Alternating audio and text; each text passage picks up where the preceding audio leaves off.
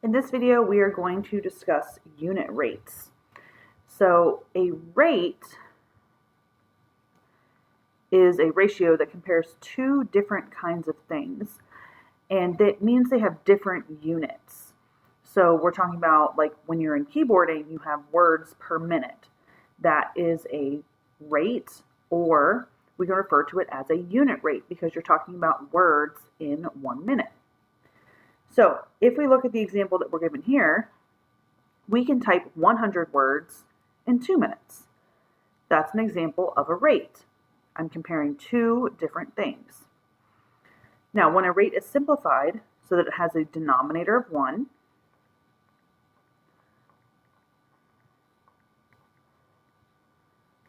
it's called a unit rate.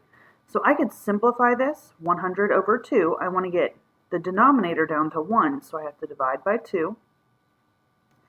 And the unit rate for this would be 50 words to 1 minute. So 50 words per minute. To find a unit rate, we can write two quantities as a rate or ratio. You can divide, just like we did above, both the numerator and the denominator by the denominator, and it will create a denominator of 1. A single unit means 1. And then the unique units represent the measurement for both. So like in the example above, we were comparing words to minutes. And then we're just laying it out down here. So we took our 100 over 2, simplified it by 2 because our denominator was 2, divide by the denominator. I get 50 words per 1 minute, which comes out to 50 words per minute. So that's just redoing the work from the top. So we have another example here. We have 60 characters per 30 seconds. Divide by the denominator, which is 30. 60 divided by 30 would be 2. 30 divided by 30 would be 1. So we get 2 characters per 1 second that somebody can type. Okay. The other way you can do this, it says or numerator divided by denominator. So if you just wanted to take 60 and divide it by 30 in your calculator, or use your brain, you'll end up with that 2 characters per second. You just have to make sure that you put the right units on it.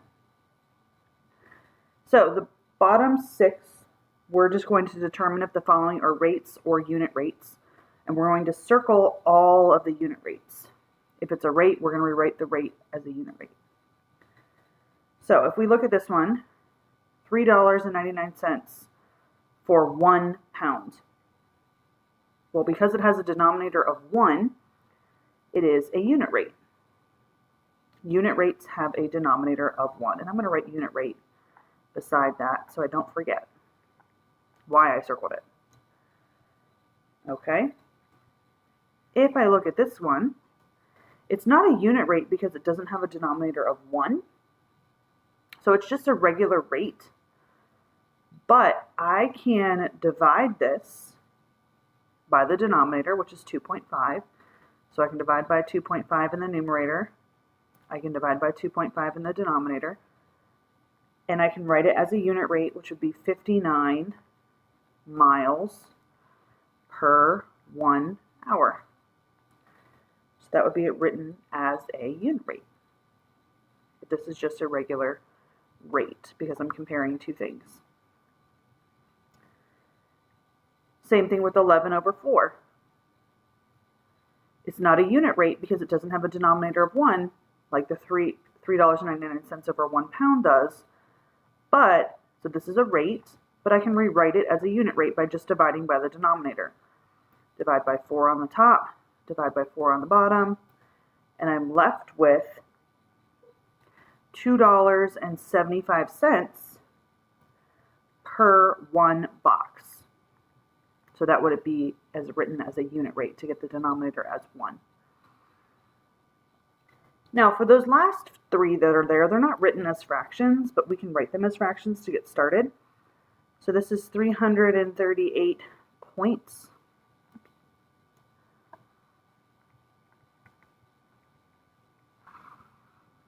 In 16 games. Now, this is not a unit rate, but it is a rate. I could simplify it down by dividing by 16 in the numerator and the denominator. And I get 21.125 points per one game. So what I would like for you to do is I want you to try the last two. Start out by writing them as fractions. If they're a unit rate, you can circle it. If it's not a unit rate, make sure you simplify it and turn it into a unit rate.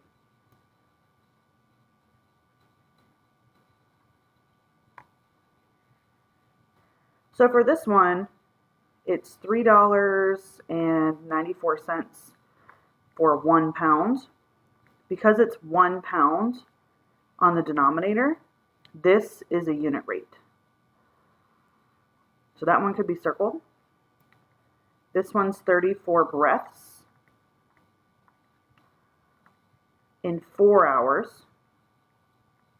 So that's not a unit rate because the denominator is 4, but I could turn it into 1 by dividing by 4. And I get 8.5 breaths over 1 hour.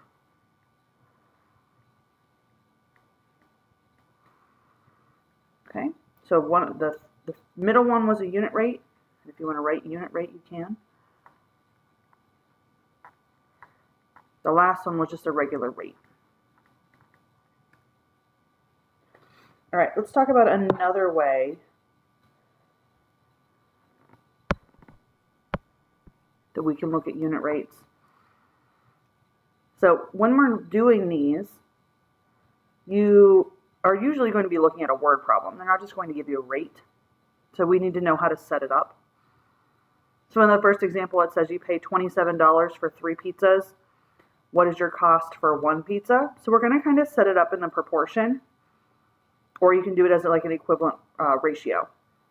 So we can solve this problem by simplifying the fraction to have a denominator of 1, or use a ratio table. We're not going to use a ratio table here. We're just going to simplify it. So we know we pay $27 for 3 pizzas. So that's our first rate for 3 pizzas. And I'm comparing money to pizza. So it's kind of like a little bit of a ratio table because you want to make sure you put those labels out there. And it wants to know the cost for 1 pizza. Well, are pizzas on the top or are pizzas on the bottom? Pizzas are on the bottom, so I'm going to put a 1 here. And so you can think to yourself, how do I get from 3 to 1? Well, I would divide by 3. Whenever I do the bottom, I have to do to the top, so this becomes 9. So I end up with 9 pizzas.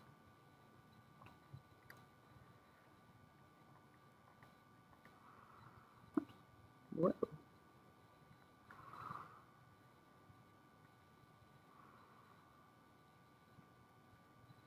Okay.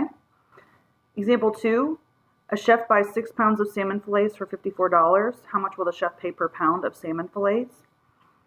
So I'm comparing pounds to money. I can buy 6 pounds, right here, 6 pounds for $54. And it wants to know how much I will pay per pound. When that says per pound, that means I'm talking about 1 pound. So the 1's going to go in the numerator for this one.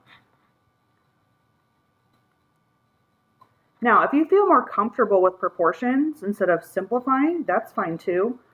I'm going to start out with the simplifying and then I'll give you an example of a proportion. So I'm going to divide by 6 because I need to get from 6 to 1. Divide by 6 and I end up with 9. So that's $9 and I can see my label per pound.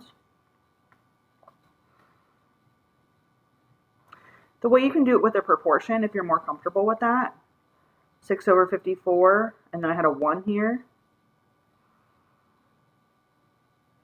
I can put X there, do that cross multiplying butterfly, so I get 6X is equal to 54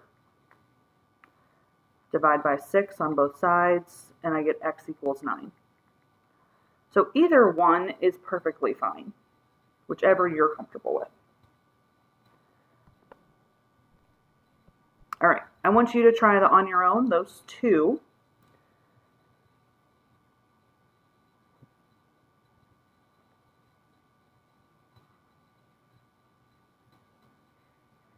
So we are comparing miles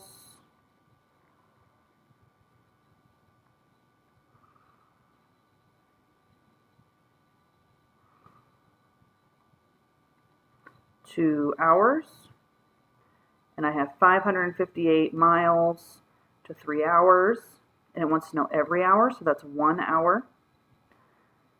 So I can divide by 3 here, divide by 3, and if you use your calculator, you get 186. So it's 186 miles per hour.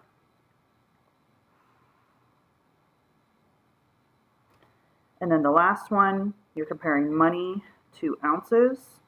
You have $8 to 16 ounces from the first part of the problem. I want each ounce, so the ounces will be 1. So I'm going to divide by 16 here, divide by 16 on the top, and I get 0.5, which is 50 cents. Don't forget that extra 0, it's not 5 cents per ounce. Okay. So what I would like for you to do is I want you to set up and solve numbers 1 through 6. I don't care if you use a proportion or if you're just simplifying. Make sure you're using your labeling. So for this one, it's talking about miles per hour. Make sure you're labeling that. This is pounds per $35, so pounds per money. Set those up, see if you can figure out what the missing amount is. When you're ready, unpause the video and you can check your work.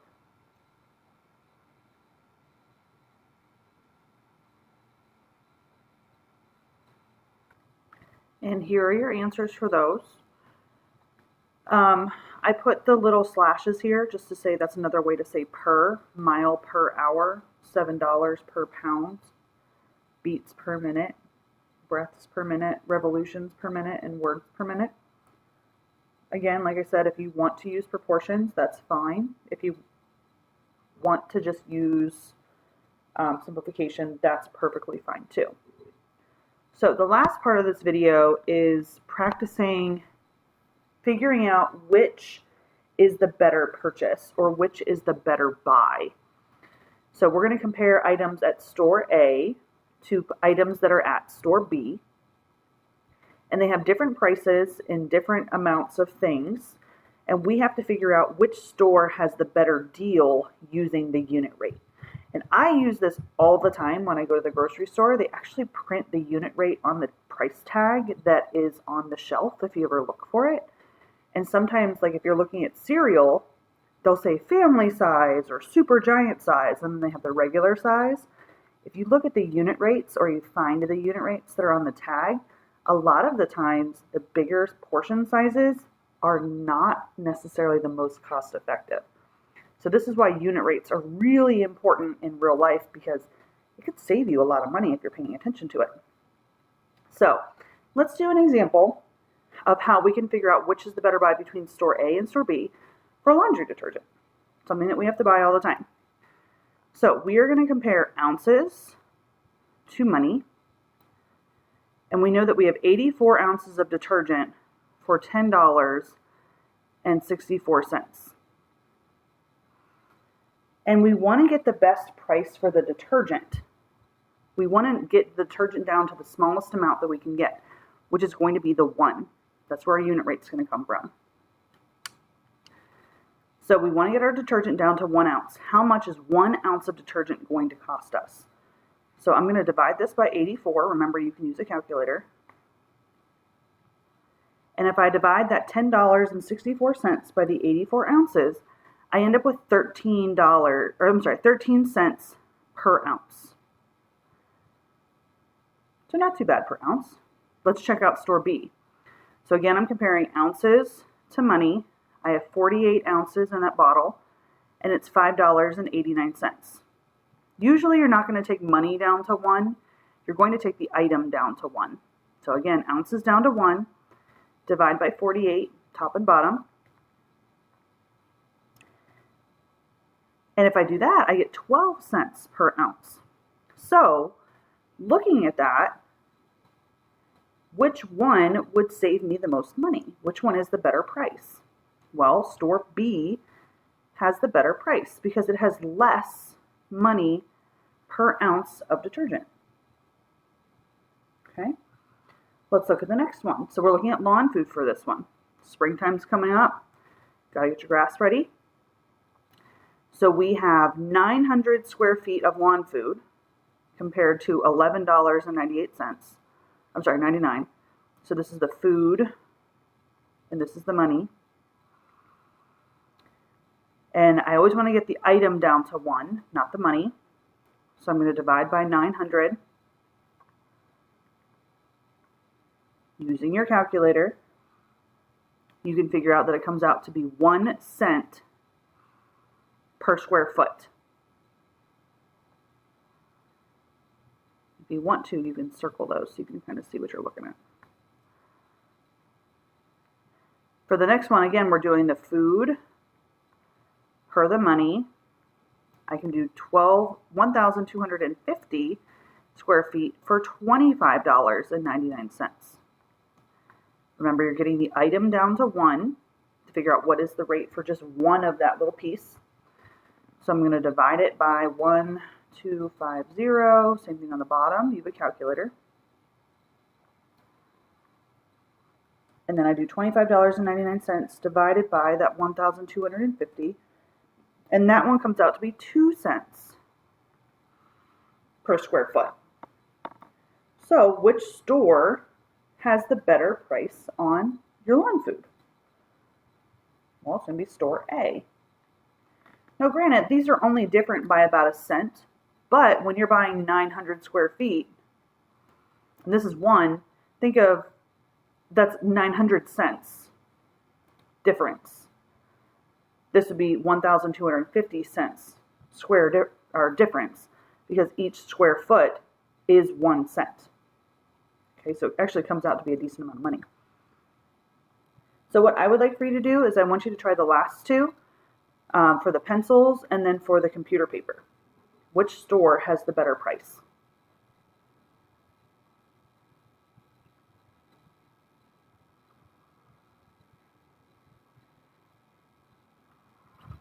And here are your answers. So for the pencils, store A had a better price by 2 cents.